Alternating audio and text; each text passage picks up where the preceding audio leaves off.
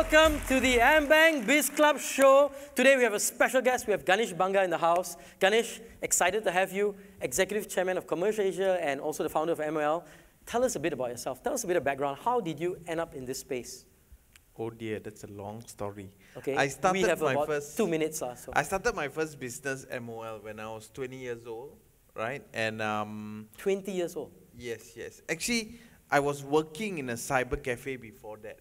And when I was working, I started working in this cyber cafe actually just after Form 5, right? And when I was working you working in cyber cafe? I was cyber cafe operator. It was like my wow. it was like before university job, right? After Form 5. And when I was working in that cyber cafe, I realized that, hey, there's no management system for cyber cafes. So actually how cyber cafes used to operate those days was you actually have to, if somebody comes in, they actually take a piece of paper, right? And then key in the time the guy comes in. Let's say he comes in at 3 o'clock. And if it goes out at 3:50, then the guy writes 3:50. And he charges him for an hour. And then he charges it, he manually calculates it using a calculator, and he charges him for an hour. And it was an incredibly manual job, and it was room for a lot of pilferage, right? Because if the owner's not a cyber cafe operator like I was, then you know what? If my friend comes in, I don't have to charge him. So I said, actually, there's a room for a cyber cafe management software that could actually automate this whole process and actually cut down that pilferage by actually monitoring the screens of all these cyber cafes by locking and unlocking it when people come in and out. And all this happened when you were 20 years old? No, that was actually when I was 17 years old. Oh, goodness. Just after Form 5, right? So I said there's a room for this, and what I did was after that actually, so I was born in Johor, and I actually started studying in university. And when I saw an opportunity for that, I actually got some of my fellow university mates to actually help me develop that software. Right, so I was actually in electrical engineering faculty, although I like computers. And the reason why I actually studied electrical engineering was because my mom told me, you're very good in computers, better go and study something else. That was bad advice, right? That was bad advice, huh? That was bad advice. If you're good at something, you better be damn good at what you're doing, right? Focus and be damn good at it. So basically, we developed that cyber cafe software, and I managed to sell it to about 30 cyber cafes across Malaysia. So we had cyber cafes all over that actually bought it and started using it. Then, when I was 20 years old, it was the year 2000, and what happened was the dot-com bubble came, right? And I remember I was sitting in a seminar, something like this, where the guy in front wasn't Roshan, but he was actually the founder of Mastech, right? And he said, you know, Hotmail gave free email, right? Those days it was Hotmail, which later became MSN Mail, and it's worth 400 million, right? It was all about eyeballs back then. So I said, hey, if I give this software for free, I would also have a lot of eyeballs because I control the screens of all these cyber cafes, and I could push those screens to my website, right, and potentially sell advertising and whatnot, right? So that was when we came up with a business model to actually give away this cyber cafe software for free. And we gave it, and when we gave it away for free, we had 15,000 cyber cafes from 180 countries globally that actually started using the software. Unfortunately, there was no way for us to monetize. There was no Google back then. Google was just starting about the same time we did. So we had tons of traffic, but we couldn't monetize it.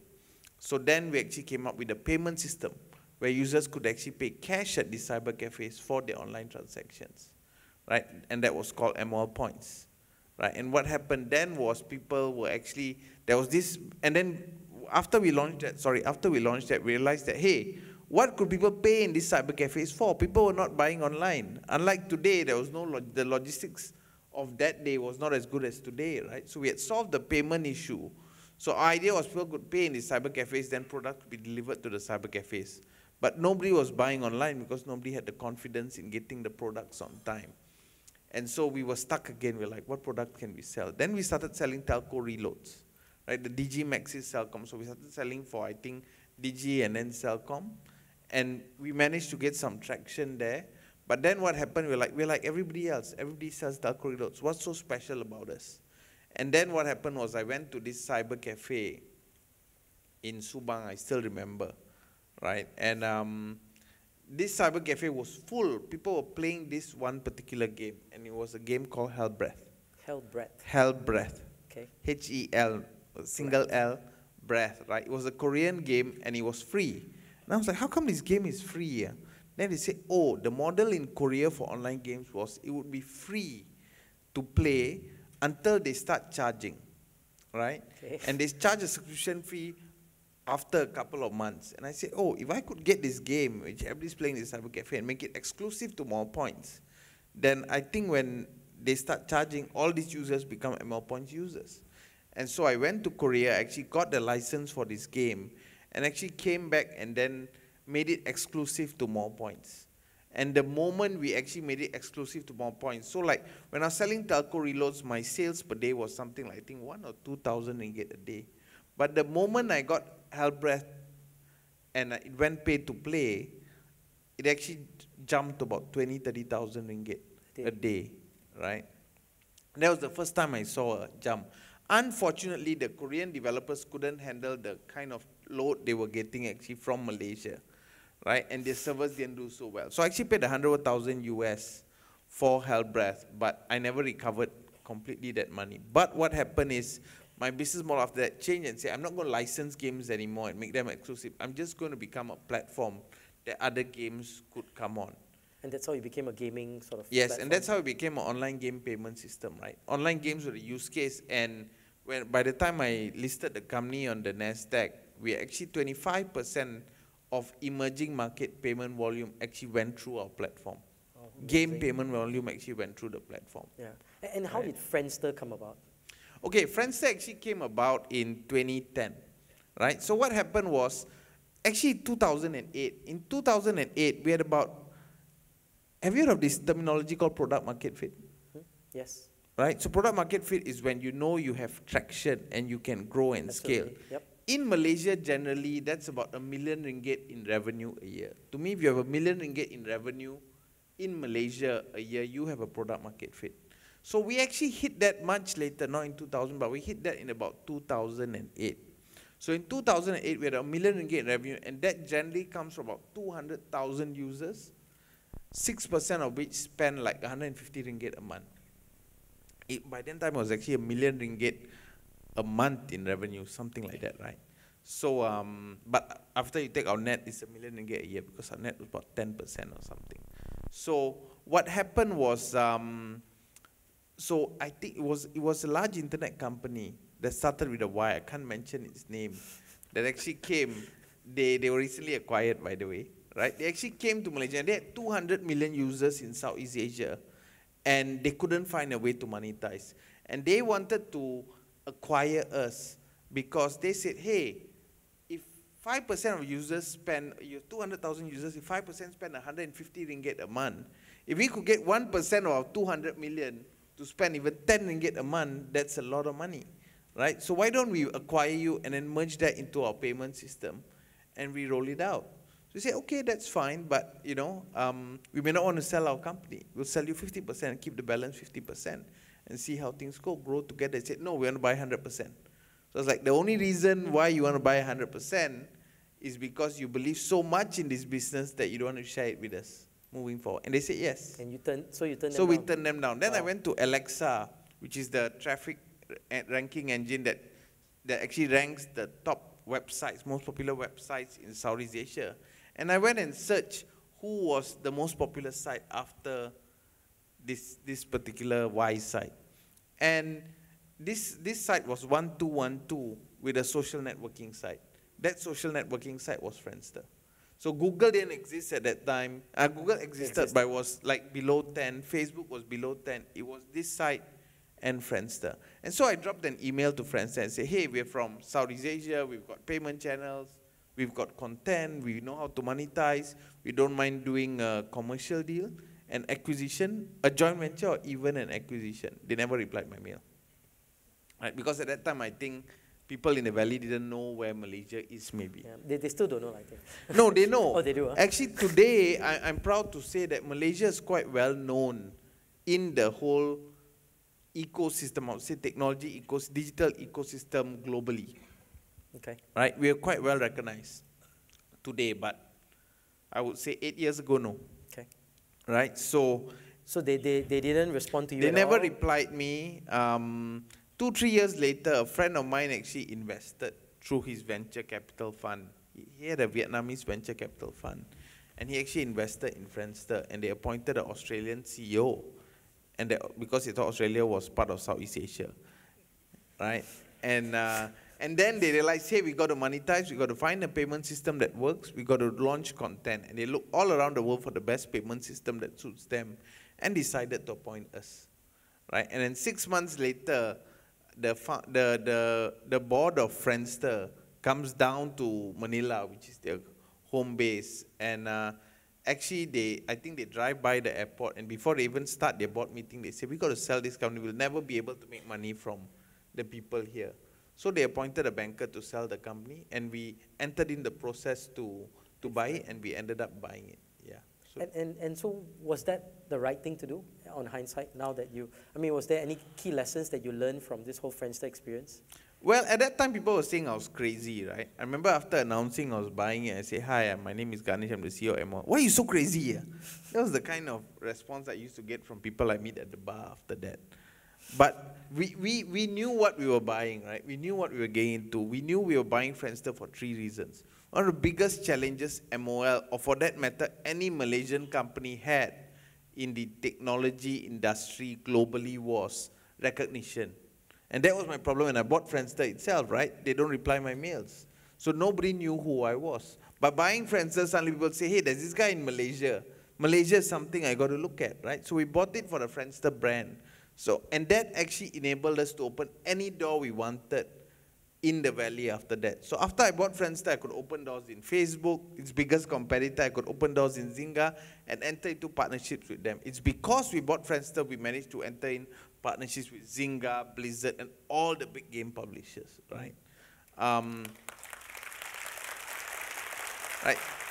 So that's the brand. The second thing was its 100 million users, right? Although we knew by the time we bought the company, the users were already dropping.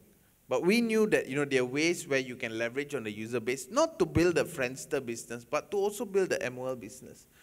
Like what the Y company wanted to do to grow their business, we said we could actually take their 100 million users and channel them to MOL's users. So MOL, if you remember, at that time had 200,000-300,000 users. Within 2-3 years of buying Friendster, we actually grew that to about 3 million users, if I remember correctly.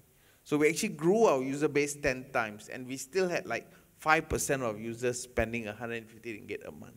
Oh. So the strategy actually worked. Okay. So would you do something differently if you had to redo this whole thing? Actually, on hindsight. So a lot of people told me, so we still kept Friendster for another 2-3 years, and then subsequently after I left MOL, they shut it down, right? A lot of people told me that maybe we should have shut down Friendster earlier because you're still losing a couple of million every year. But I didn't want to do that because I think we bought the company and we have a responsibility to the brand of the company to actually maintain it and give it another chance. And that's why we launched a social gaming platform, which again helped MOL. But after a while, we realized that it just wasn't worthwhile a venture to actually continue with it. So yes, we could have potentially maybe closed it down or shut it down earlier. But, I think it was worth a bet. And in business, that's the key thing. You sometimes take bets that sometimes win, sometimes you don't.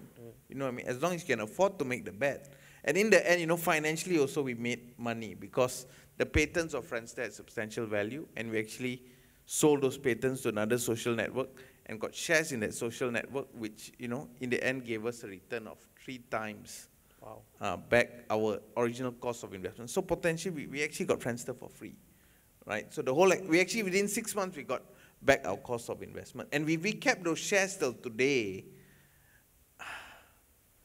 That's one of my biggest regrets. Yeah, we worth a lot of money. Well, we're going to take a quick break right now, Ganesh. We're going to take a quick break, and we'll be right back here on the Ambank BizClub show.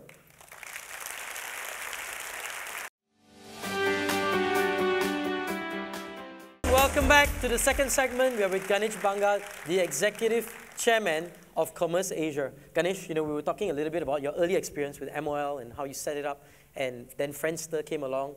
And now you're in this organization called Commerce Asia, right? Tell us about what you guys do and why you're doing what you're doing. Sure, I think I've got to go back a bit how I left MOL first, right? So I actually had some health issues in 2013. So but even after my health issues, I actually got up and actually, I had a stroke actually, right? And I was kind of half paralyzed. I actually got up and still within a year actually recovered And at the point I had my stroke, we hadn't started appointing bankers or lawyers to IPO the company.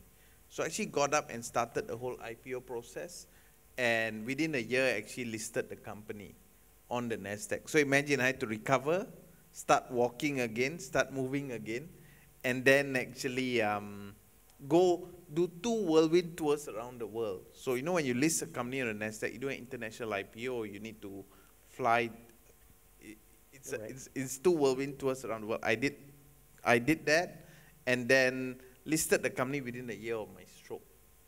And after that, because we're the first Malaysian company to list on the NASDAQ, and actually the first Southeast Asian company to list in the US, we made some mistakes, I would say, unavoidable mistakes. They were careless mistakes, I would say. I'm not going to point fingers at whose mistakes, but I think there were some. Would you be able to share some of these mistakes, or? I think most of it is publicly announced, right? Yep. But I think the key issue of those mistakes being made was a bit of wrong advice, a bit of bad advice, and also because we're the first one to do it, right? So if you're the first one to do it, you tend to make some mistakes. And because of that, it put a lot of pressure on me as the CEO of the company, because our share price got hit, and I put a lot of pressure on me as the CEO of the company. And after that, I decided to, you know what, enough is enough. And I think it's time for me to take a bit of rest and actually focus fully on my recovery. So what I did was I actually appointed 2 co-CEOs. So my COO and the CEO of MOL Thailand to become the co-CEO of the company, and I became executive chairman of the company for another year. Right? I still held on at the IPO, and even till today, I haven't sold a single share of MOL individually. So in my own name, I haven't sold a single share. And I still maintain my 10% stake in the company. But after a year of being chairman, I decided that, hey, it's not even worth being on the board, and just stepped down as the CEO because it was just too much headache. And this was primarily driven by your health? Primarily driven by my health, right? Okay. And so that had a significant effect in terms of you rethinking priorities and your reflection point in life, is it? Or I think part of it was I've been building this company for 15 years. I think I've done enough for the company. In fact, in hindsight, maybe I should have done it even after the stroke. You know what I mean? When somebody has a stroke, the first thing he does is he looks at how to slow himself down. But I didn't. After I had my stroke, I still appointed bankers and lawyers and still did the whole IPO within 1 year, and that was actually very crazy. You know what I mean? I think you're advocating others not to follow your footsteps, right? I wouldn't say so, That's not one of my big regrets. Okay. I think I had a responsibility to my staff. I had a responsibility to my stakeholders, right? And because of that, I did that. So I don't regret that. But after that, I think what I got in return, for whatever reasons, and everybody has their up and down time, right? That was the down time. I think it just wasn't worth it. You know what I mean? So personally, I said, hey, this is not worth it, and maybe it's time for me to take a step back. Right? I've been with this company for 15 years. I think I've done enough already. I've contributed enough. It can stand on its own, and it can grow. I believed it could grow on its own. And so I stepped down as the chairman, CEO company first, and then stayed 1 year, make sure everything is okay, and then stepped down as the chairman. But still maintain as a shareholder. So I'm still a shareholder of the company. Then what happened was December last year, Datuk Yasmin Mahmud, the CEO of MDEC, actually invited me and a few other entrepreneurs to office and say, hey, the Malaysian government is starting the digital free trade zone. It's starting the digital hub programs, right, which the Prime Minister just announced in last year's budget.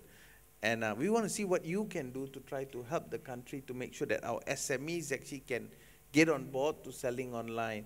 And I told her, Dato', I'm actually quite happy semi-retired right now, I spend time along the beach, etc. Can you not disturb me? And he said, no, Ganesh, we want you to contribute back. You're now okay, I'm sure you're okay. Why don't you look at starting something that could help us in terms of making sure Malaysian SMEs are actually going digital or actually participating in digital commerce or e-commerce?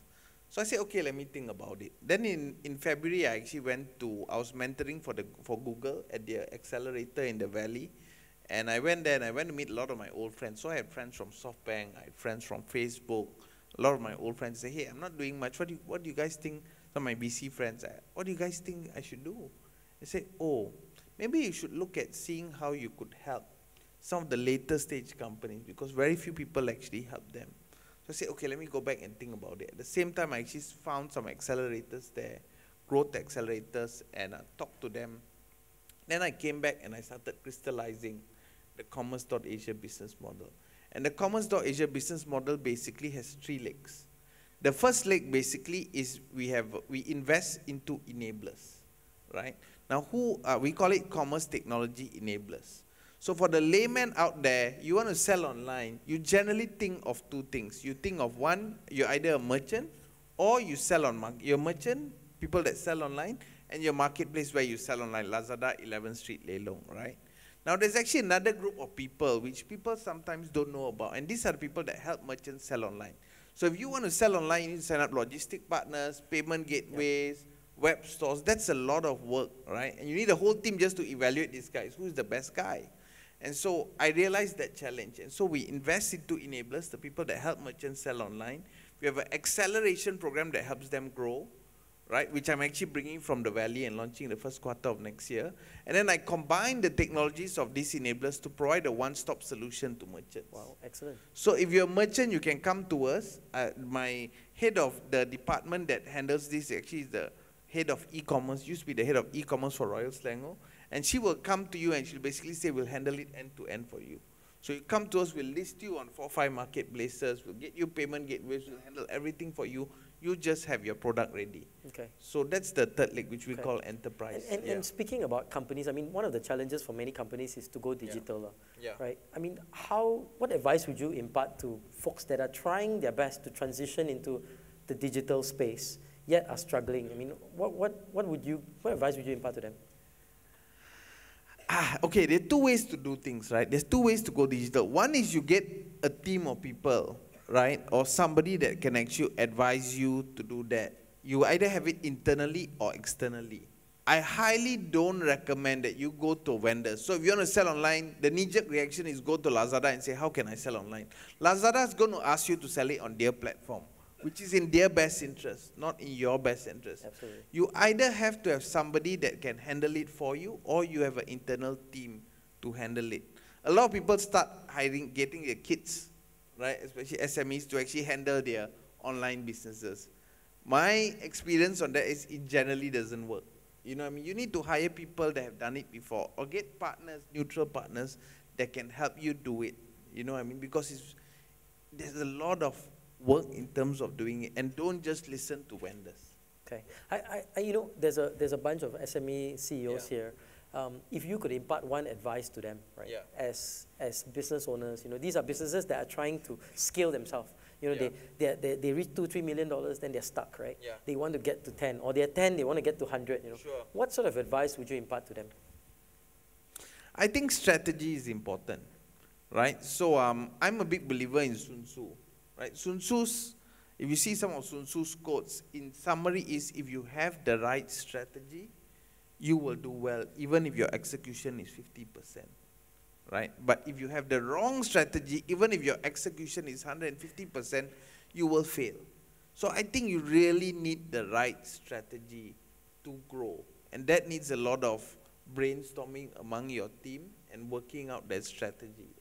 So you're saying really focus on understanding your business, the markets and everything, map it out, and then do the execution. Yes. Okay. You know, Jeff from our audience had a question.